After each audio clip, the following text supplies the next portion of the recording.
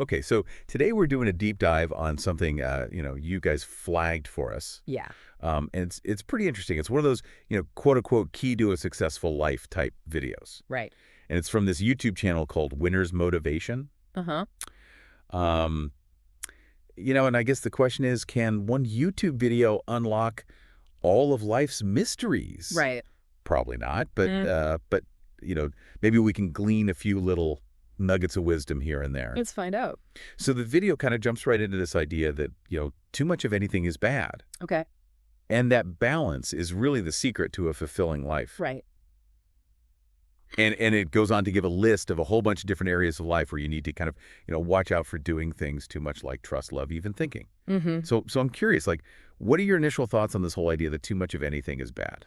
Well, I think the general concept that, balance is important for well-being is pretty valid. You see that principle come up in a lot of different disciplines like psychology, philosophy, even physics. Huh? Like just think about a car, right? If the wheels aren't balanced, it's not going to run properly. Right. And so I think you can apply that to life in general. Like if you overdo anything, it can throw things out of whack and lead to negative consequences. I think that's a great analogy. But couldn't you also argue that, some people actually underdo certain things? Oh, absolutely. Like, there's plenty of folks out there who could probably benefit from more exercise or, eating healthier foods. Yeah. It's not always about, pulling back. No, it's not a one-size-fits-all kind of situation. Right. The right balance for one person might be different for another person. Yeah.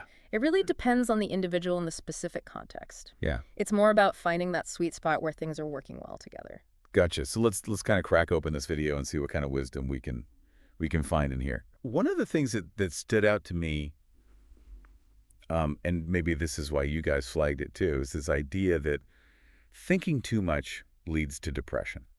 Oh, yeah. And that looking too much makes you lose focus. Okay. I know those kind of struck me as a little bit simplistic. Well, yeah, those are some pretty bold statements. Right. But I think they do raise some interesting points. Okay. Like, take the idea of thinking too much, for example. We Yeah. all have that inner voice that's constantly chattering away in our heads, right? Yeah. And sometimes those thoughts can be really helpful. They can help us solve problems and make decisions. Yeah. But other times they can spiral out of control. We get stuck in these loops of worry and negativity. Yeah, I've definitely been there. And that kind of overthinking can definitely contribute to feelings of anxiety and depression. Right. So it's not so much the thinking itself, Right? but more like the type of thinking and how we manage it. Exactly. And there are actually a lot of really helpful techniques out there for managing our thoughts. Mm-hmm. Like mindfulness meditation is a great example, where you learn to observe your thoughts without getting swept away by them. Yeah, I've heard of that. It's like you're creating some space between you and your thoughts so you can choose which ones to engage with and which ones to let go of. Interesting. There's also a specific technique called cognitive diffusion. Cognitive diffusion. Yeah, it's a fancy term, Ugh. but basically it helps you detach from unhelpful thoughts. Okay. Like instead of getting caught up in the content of a thought, you learn to see it for what it is, just a thought. Yeah. Not necessarily a fact or a truth. Right. And that can be really liberating. Yeah, that makes sense. And I think that ties in really well with this next point about looking too much leading to losing focus. And I mean, especially in today's world, right? Oh, absolutely. We're constantly bombarded with information from all directions, news, social media. Yeah. It's like an endless stream of content. It's information overload. Yeah. And, there's actually research that shows that all of this information overload can actually negatively impact our attention spans. Really? Yeah, we get so used to skimming and scanning that we lose the ability to really focus and engage deeply with anything. That's kind of scary. It is. Especially, for people like you who, whose job it is to kind of stay on top of all this information. Well, it's definitely a challenge. Yeah. And, it's something that I've had to be really intentional about. Okay. Like, I've had to set boundaries and develop strategies for managing all the input. So what kind of things do you do? Well, for one thing, I've started scheduling dedicated time for focused work and research. Okay. And during those times, I try to eliminate as many distractions as possible. So no phone, no email, no nothing. Exactly. I put my phone on silent.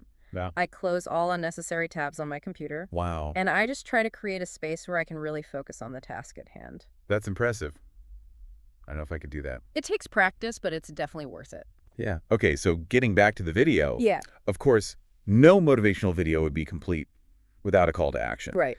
And this one definitely delivers. Let me guess. Drop a 100% in the comments if you agree. That's exactly it. And don't forget to subscribe for more winner content. Yeah, and like only 100% commitment is acceptable. Right, because 99% just won't cut it.